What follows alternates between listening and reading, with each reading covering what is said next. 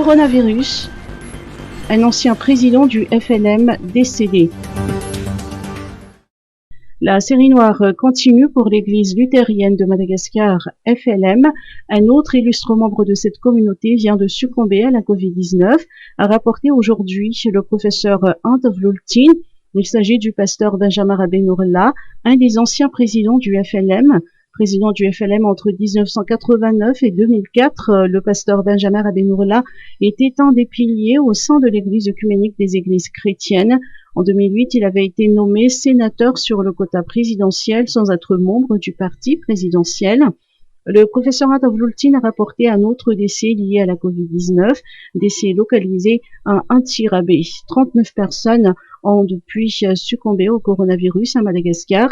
Par ailleurs, 263 nouveaux cas ont été enregistrés, dont 250 à Nalamang, un dans la région Atsinanan, 4 à Nalanzuruf, un à Matsajambund, un à Yus, un à Tsimonjevan, un à Bunglav et un à Port-Berger. 152 guérisons ont été comptabilisées, pourtant à 2646 le nombre de personnes guéries.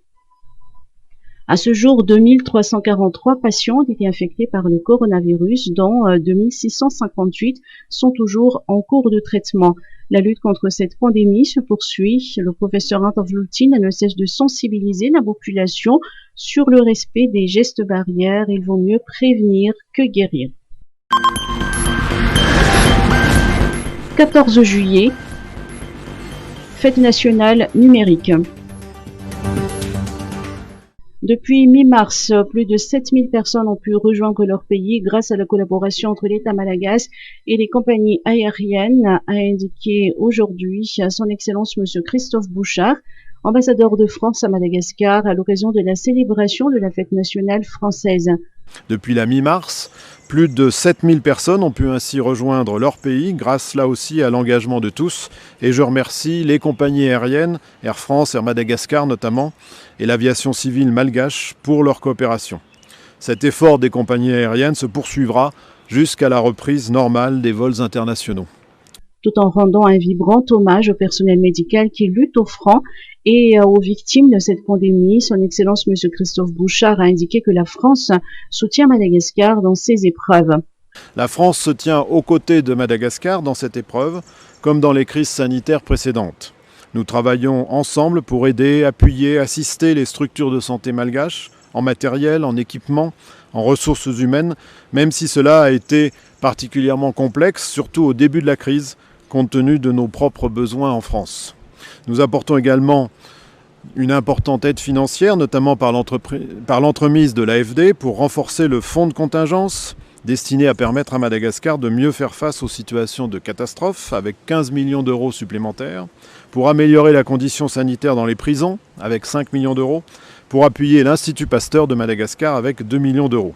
Pour sa part, Tendjazanarville Jacob, ministre des Affaires étrangères, a tenu à saluer la solidarité de la France et ses différents engagements dans le cadre de la coopération bilatérale.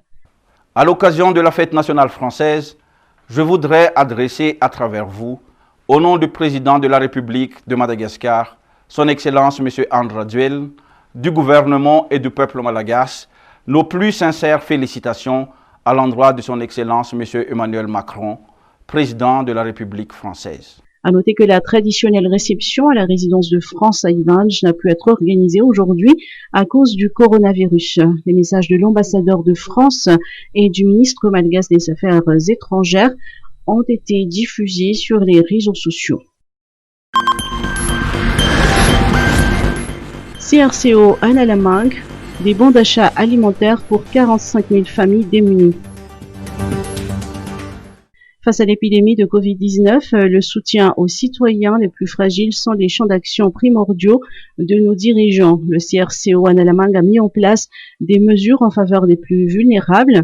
Après la distribution gratuite de CVO, le CRCO à Nalamang offrira des bons d'achat alimentaires aux 45 000 familles les plus démunies. Ces tickets d'une valeur de 30 milliards seront distribués au niveau des Fouktan des 6 arrondissements, a indiqué Ireswarmak, gouverneur de la région Nalamang et non moins dirigeant du CRCO à Nalamang. Ces tickets seront utilisables dans les épiceries des 900 secteurs de la capitale qui ont signé la convention avec les autorités. D'après les les explications du gouverneur de la région Nalamangue, les bénéficiaires pourront s'acheter des produits de première nécessité, notamment du riz, de l'huile, des œufs, du sucre. Association FITI, opération de désinfection pour 42 marchés.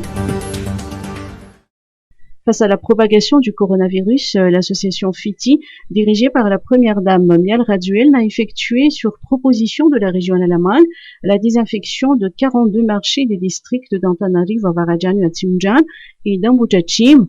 Gentiane Angianis, directrice des opérations de l'association FITI, a indiqué hier au marché d'Ivat que c'est une affaire de tous et que chacun doit apporter sa contribution dans les limites de ses possibilités. C'est une action de solidarité envers la population et l'État pour lutter contre le coronavirus. Pour Ernesto Marmac, gouverneur de la région Nalamangue, ce type d'action devrait être réalisé sans tenir compte des couleurs politiques. Pour sa part, Penzerendjenarsou, maire d'Ivato, espère que les actions d'aide de ce genre se poursuivront et concerneront tous les domaines. 28 membres de l'association FITI se mobilisent quotidiennement pour ces opérations de désinfection en collaboration avec la région Nalamangue, les communes et les partenaires privés. OMH, pas encore de baisse des tarifs à la pompe. Une baisse des tarifs à la pompe n'est pas encore possible à Madagascar, a annoncé le directeur général de l'Office malgache des hydrocarbures OMH, Olivier Jean-Baptiste, à l'issue d'un point de presse donné à son bureau à Burrisk. Plusieurs raisons ont été avancées par le DG de l'OMH justifiant cette situation.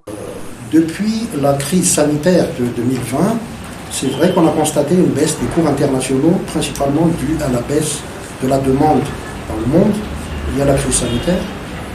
Le prix du baril de Brent était descendu jusqu'à des prix inférieurs à $20 le baril.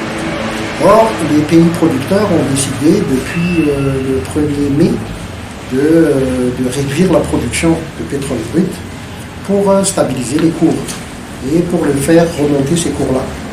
Et donc, cette restriction de production est toujours en vigueur au niveau de l'OPEP+. Et la situation est que le cours du brut de référence aujourd'hui sur le marché international est aux alentours de $42-43 le baril.